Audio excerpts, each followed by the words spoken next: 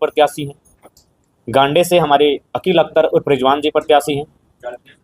रिजवान जी एक नामी चेहरा है, तो इसको फिर ध्यान से रखिएगा क्योंकि हमारे पार्टी के एक स्तंभ हैं। और आपको आपके सवाल से पहले ही हम उत्तर देना चाहेंगे।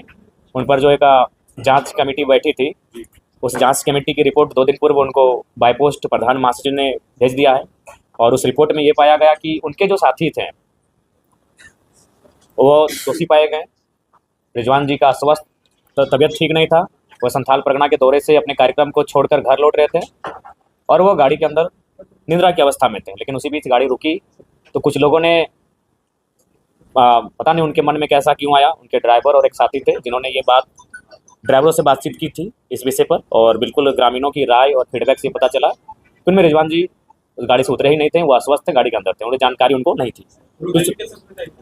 हाँ, JBK के नेता थे, उनका नाम फरजान जी, उनके नाम शहजाद जी हैं। और उनको पार्टी से नहीं 3 साल के लिए निलंबित कर दिए हैं, वो हमारे संगठन बने नहीं रहेंगे। तो रिजवान जी को क्लीन चिट मिला है, हालांकि वो पदमुक्त रहेंगे क्योंकि उस गाड़ी में केवल वो सफर कर रहे थे, यही उनका दोष रहा। बाकी उनका उस कार्य में किसी प्रकार की कोई सम्मिलित और सहभागिता नहीं रही। तो वो पार्टी के प्रत्याशी हैं और चूँकि वो पार्टी के बड़े नेता हैं, उन्होंने डिमांड उनको गांडे विधानसभा, जो कि एक बहुत बड़ी चर्चित सीट रहेगी झारखंड की, और हम लोग नहीं चाहते थे कि चर्चित सीट में कोई हम लोग ऐसा प्रत्याशी रहें जिसको झारखंड ना जानता हो। इसलिए हम लोगों ने बकायदा रिजवान जी ने ही स्वयं इस प्रस्ताव को लेकर आए कि वो काफ़ी चर्चित सीट रहेगी, तो वहाँ कम से कम चर्चा होना चाहिए। तो रिजवान उर्फ अकील अख्तर जी गांडे विधानसभा से हमारे प्रत्याशी होंगे। धनबाद से सपन कुमार मोदक जी हैं, जो धनबाद शहर सदर से हमारे प्रत्याशी होंगे। खरसवां सीट से पांडुराम हाइब्रो, ये शेड्यूल ट्राइब के लिए आरक्षित सीट है। खरसवां जो कि कोल्हान प्रमंडल के सरायकेला खरसावां जिला के अंतर्गत आता है। सिंदरी विधानसभा से हमारी महिला नेत्री उषा देवी होंगे। बोकारो से भी एक महिला नेत्री सरोज कुमारी होंगी। ये हमारे आज के प्रत्याशियों की सूची है। आज कुल हो गया 1 2 3 4 5 6 7 8 9 10 11 12 12 2 14। अच्छा, मैं आपको ऑफिशियली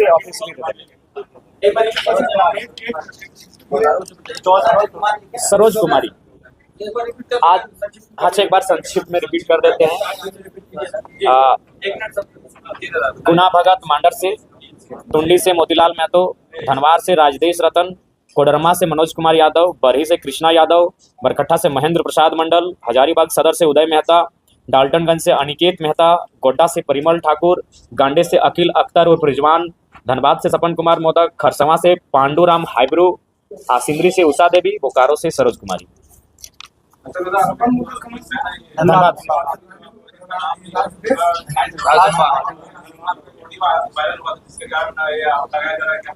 जी। महोदय एक बार सवाल को रिपीट कीजिए। हाँ, उषा देवी।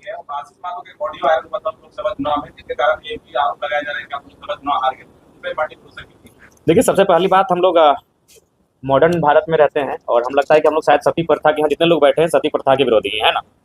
जितने लोग बैठे सती प्रथा के हम लोग विरोधी हैं। तो सती प्रथा में क्या होता था कि पुरुष के बाद उसकी स्त्री को जलना पड़ता था। तो क्या आशीष महतो के कृत्य से हम उषा महतो उषा देवी को जिम्मेदार ठहराएंगे? क्या ये उचित है? क्या उनको इस घटना की जानकारी थी? क्या उनकी सहमति थी? तो आशीष महतो के कार्य से हम उषा महतो का मूल्यांकन नहीं कर सकते हैं। दूसरी बात आपको बता दें, संगठन में आशीष महतो का परिचय उषा महतो से था, उषा महतो से आशीष महतो जी का परिचय नहीं था। तो इस बात को बिल्कुल मैं क्लियर करना चाहूंगा कि उषा महतो से उषा देवी जी के कारण ही हम उनको जानते थे और उनको पार्टी में रखा था। बिल्कुल उनके कारण नो डाउट जो भ्रम फैला उससे हमें राजनीतिक नुकसान हुआ, खासकर गिरिडीह लोकसभा में मुझे राजनीतिक नुकसान हुआ, इस बात को हम स्वीकार करते हैं। उनके ऑडियो क्लिप से बाकायदा मुझे नुकसान हुआ, लेकिन मैं एक मॉडर्न सोच का युवा हूँ। मैं उनके कृत्य से, उनकी अर्धांगिनी के कृत्य का आकलन और मूल्यांकन नहीं कर रहा हूँ। इसीलिए वो पहली सिंदरी क्षेत्र की पहली महिला है जो घर से बाहर आई थी, आलोचनाओं को सहा। महिला होने के कारण बहुत सारा समस्याओं का सामना करना पड़ा, अपने बच्चों को छोड़ा, अपने पति से भी उनका बहुत बार मनमुटाव रहा। उसके बाद भी पार्टी का संगठन के लिए लगातार कार्य की और हमें लगता है कि मानव श्रृंखला से पहले से वो हमारे साथ थे, मानव श्रृंखला से पहले से। उषा देवी मानव श्रृंखला से पहले से हमारे साथ है, अतः उनकी विश्वसनीयता पर, उनकी कर्मनिष्ठा पर हमें कोई संदेह नहीं है। और पति पत्नी का राजनीतिक व्यवहार अलग हो सकता है, यहीं अभी सीता सोरेन जी बीजेपी में है, कल्पना सोरेन जी जेएमएम में है, तो ऐसा कोई विषय नहीं है। पति पत्नी का राजनीतिक व्यवहार, राजनीतिक मत अलग भिन्न हो सकता है। ये अभी जैसे रिजवान जी को आप दिए टिकट अपना पार्टी में और समुदाय से वो कितने लोग को टिकट संभालना? देखिए, सबसे पहली बात तो इतना हम कहना चाहेंगे कि जितना उन्हें कांग्रेस और जेएमएम नहीं देगी उससे ज़्यादा रहेगा। कांग्रेस और जेएमएम से मुस्लिम समुदाय को जेल के ज़्यादा टिकट देगी। अब मोतीलाल जी